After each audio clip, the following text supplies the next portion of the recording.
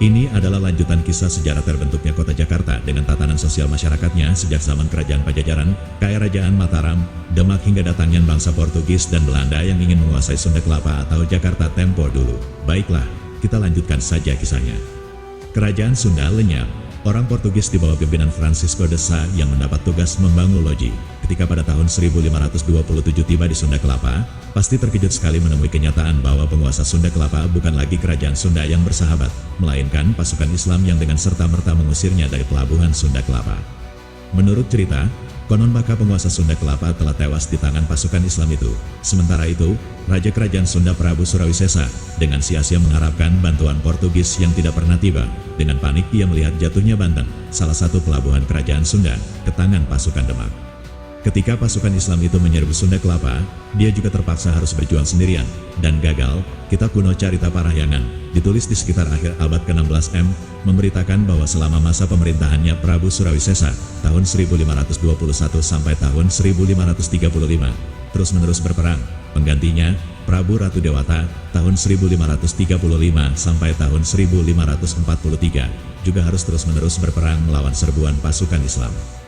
Baru dalam masa pemerintahan raja berikutnya, yaitu Prabu Sang Ratu Saksi, tahun 1543 sampai tahun 1551, serbuan orang Islam nampak mereda. Agaknya pada masa ini pasukan Islam sedang mengalihkan perhatiannya ke wilayah timur. Pada tahun 1546, sejarah mencatat serbuan Demak ke Pasuruan. Raja di tahta kerajaan Sunda berikutnya, Tohan Dimajaya, tahun 1551 sampai tahun 1567, kembali menerima tekanan kuat dari pasukan Islam. Kerajaan Sunda, yang sudah tidak memiliki pelabuhan lagi, hanya bisa bergerak di pedalaman. Bahkan Tohan Dimajaya, menurut Carita Parahyangan, dipaksa meninggalkan ibu kota kerajaannya karena tidak kuat menahan serbuan tentara Islam. Raja Sunda yang terakhir, Nusia Mulia, tahun 1567 sampai tahun 1579, nampaknya sudah tidak mampu lagi menguasai keadaan kerajaannya. Satu demi satu wilayahnya berhasil dikuasai orang Islam, hingga di sekitar tahun 1579, lenyaplah sudah kerajaan Sunda, lenyaplah sudah benteng terakhir Hindu, Buddha di Indonesia.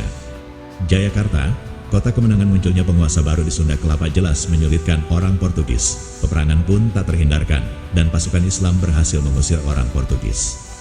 Dengan demikian seluruh wilayah Sunda Kelapa jatuh ke tangan pasukan Islam gabungan dari Demak, Cirebon, dan Banten itu. Sejak itu, pimpinan pasukan Islam tersebut, Fathahilah, Fadilah Khan, atau Falatehan, mengganti nama Sunda Kelapa menjadi Jayakarta. Jayakarta berarti kota kemenangan. Jaya sama dengan kemenangan, Karta sama dengan kota. Nama-nama kota lama di Jawa memang banyak yang mengandung Karta. Ingat saja Surakarta, Kartasura, Yogyakarta, Purwakarta, atau Purwokerto. Menurut penyelidikan Prof. Dr. Sukanto, peristiwa pergantian nama Sunda Kelapa menjadi Jayakarta itu terjadi pada tanggal 22 Juni tahun 1527. Meskipun kesimpulan tanggal ini sesungguhnya masih belum disepakati semua ahli, hingga kini tanggal itu yang secara resmi dianggap sebagai hari lahir kota Jakarta. Fathahilah, Fadilah Khan, atau Falatehan memerintah di Jayakarta selama tahun-tahun 1527 sampai tahun 1564. Penggantinya adalah Tubagus Angke, yaitu menantu dari Sultan Banten pertama, Hasanuddin.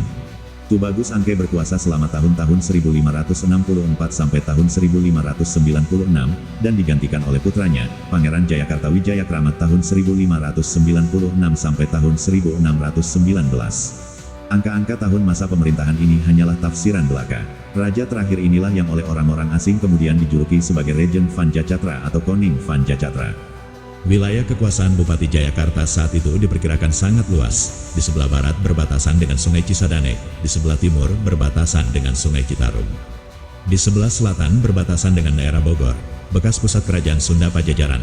Beberapa pulau di Teluk Jayakarta tampaknya juga termasuk dalam wilayah kekuasaannya. Kunjungan orang Belanda ke Jayakarta pada mulanya terjadi ketika Laksamana Cornelis de Houtman dan rombongannya meninggalkan Banten menuju Jayakarta.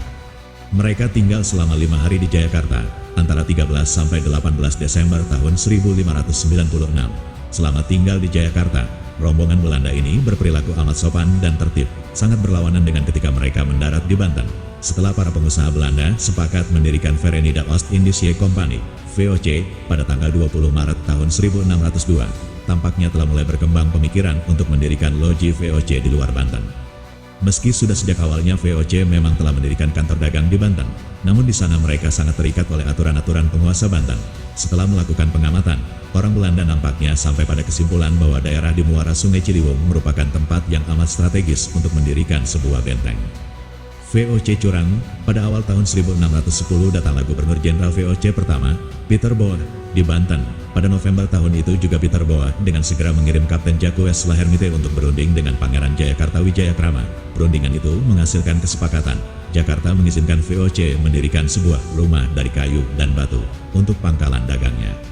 Saat itu hubungan Jakarta dengan Banten memang sedang kritis. Pangeran Wijayakrama tampaknya ingin melepaskan diri dari kekuasaan Banten dan bahkan ingin memindahkan pusat perdagangan dari Banten ke Jayakarta. Dengan diizinkannya VOC mendirikan kantor dagang di Jakarta, Pangeran Wijayakrama berharap tujuan itu dapat tercapai.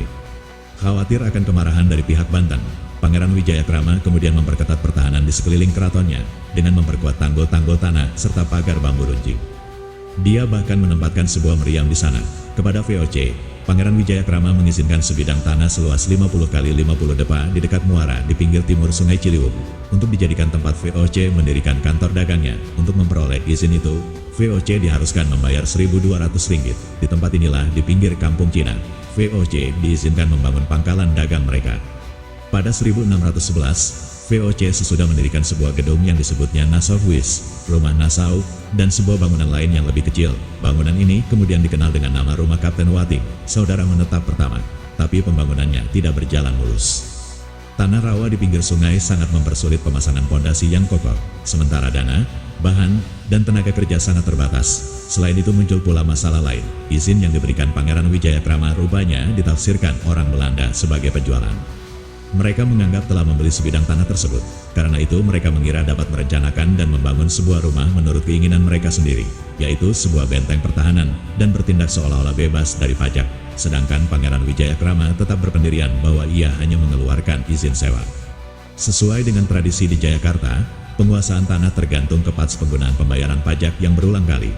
Dia menegaskan tidak pernah mengeluarkan izin mendirikan benteng atau asrama. Namun tentu bukan VOC jika tidak pandai berkelit. Perlahan Nassauhuis muncul sebagai sebuah bangunan yang meski tidak bermutu tinggi disusun dari batu, adukan semen, kayu, bambu, dan jerami namun cukup mencolok mata. Tembok Nassauhuis membujur di sepanjang pinggir Sungai Ciliwung sepanjang 50 langkah dan masuk ke kampung Cina sepanjang 18 langkah. Di pulau-pulau Onras dan Kiper, sekitar 4,5 km di lepas pantai, tanpa menghubungi Pangeran Wijayakrama, VOC mendirikan sebuah pangkalan angkatan laut kecil dengan fasilitas gudang dan perbaikan kapal, sebuah gereja, dan sebuah rumah sakit.